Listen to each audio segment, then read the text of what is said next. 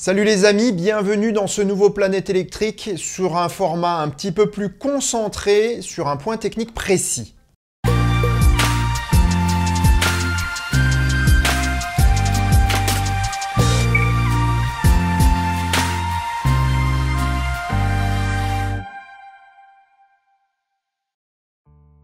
Si la Tesla Model Y semble être une Model 3 en version SUV, elle n'en est pas moins une nouvelle évolution des technologies de la marque. Le système de chauffage du nouveau SUV moyen de Tesla démontre un bond technologique par rapport au modèle précédent. Voyons comment Tesla a historiquement géré ses contingences au fil des évolutions.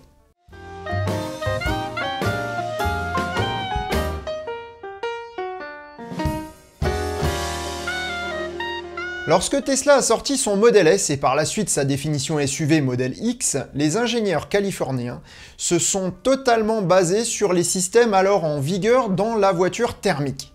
Un liquide caloporteur est chargé de réguler la température des moteurs, du pack batterie et de distribuer la chaleur vers les différentes parties de la voiture, comme le fait le circuit de refroidissement d'une thermique classique. Les voitures électriques ayant un rendement nettement meilleur que les voitures thermiques, la chaleur récupérée s'avère rapidement insuffisante pour chauffer l'habitacle d'une Tesla. Il y a nettement moins de chaleur perdue dans l'environnement. Certaines autos thermiques disposent de résistance pour générer de l'air chaud avant la montée en température du moteur. Tesla a utilisé le même principe mais en version XXL. Si les résistances sont très efficaces, elles ont le gros défaut de consommer énormément d'énergie. De plus, elles sont utilisées à la fois pour l'habitacle et pour réchauffer la batterie. Enfin, sur la Model S et le Model X, un circuit de climatisation a été ajouté en parallèle pour rafraîchir l'habitacle. Lorsque vint la Model 3, le système a été presque intégralement repris. J'ai bien dit presque parce que les résistances ne servent plus qu'à chauffer l'habitacle. En effet, les ingénieurs de Tesla se sont dit qu'il y avait d'autres moyens de chauffer les batteries à un coût énergétique moindre. Lorsque vous avez froid, que fait votre corps pour se réchauffer? Eh bien, il frissonne. Ces rapides contractions et décontractions des muscles provoquent un échauffement. Tesla a donc décidé de faire frissonner ses moteurs pour générer de la chaleur, au lieu d'utiliser des résistances. Des courants à haute fréquence parcourent les bobines des moteurs, mais pas dans le même sens. Les forces générées par chaque enroulement sont compensées par d'autres et le moteur reste immobile. C'est même totalement imperceptible pour l'utilisateur. L'avantage du système est également qu'il ne requiert strictement aucun matériel. Un programme suffit.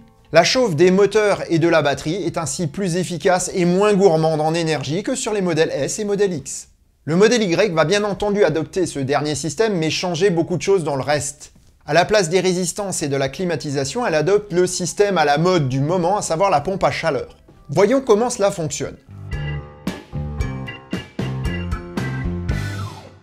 La pompe à chaleur utilise les propriétés physiques de la compression et de la détente des gaz. Déjà exploité dans les réfrigérateurs et les climatisations, ce principe est extrêmement simple à expérimenter. Même chez vous, sans danger. Prenez une pompe à vélo, bloquez son embout et pompez. L'embout devient rapidement brûlant, car vous comprimez l'air qui va s'échauffer et transmettre sa chaleur au milieu ambiant, à savoir votre doigt. Exemple inverse, videz rapidement une bombe à aérosol et vous constaterez qu'elle devient froide. La détente des gaz engendre une baisse de la température et la chaleur du milieu ambiant est donc aspirée par le gaz détendu. Si on fait un circuit fermé de ces deux expériences, on aura un compresseur qui comprime un gaz, créant ainsi de la chaleur. Le circuit chaud passe par un échangeur de chaleur qui va transmettre cette énergie au milieu ambiant.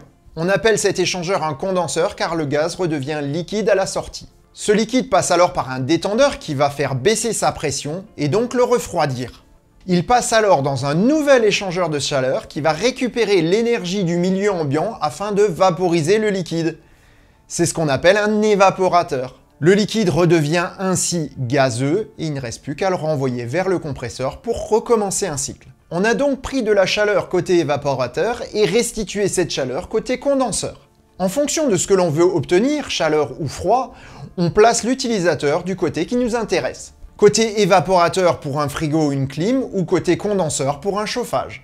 La pompe n'aura consommé d'énergie que pour comprimer le gaz, véhiculant l'énergie calorifique en plus grande quantité que ce qui a été dépensé pour déplacer le fluide. C'est là qu'on parle de coefficient de performance qui permet de déterminer l'efficacité d'une pompe à chaleur. Dans les automobiles, on parle souvent de pompes RR qui ont un coefficient de performance de 2 ou moins, là où les pompes RO peuvent monter jusqu'à 5 ou 6. Les systèmes de type RR sont limités par la température de fonctionnement. Sous les -7 degrés, elles deviennent rapidement inopérantes à moins d'ajouter un système de dégivrage. Système qui va de nouveau consommer de l'énergie.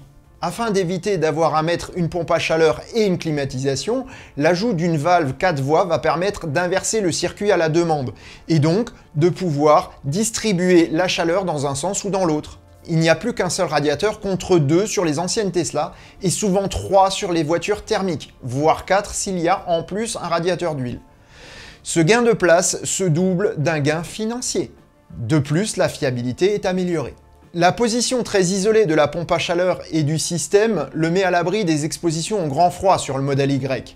De plus, tout le système de pompe à chaleur est très compact, ce qui lui offre une réactivité exceptionnelle.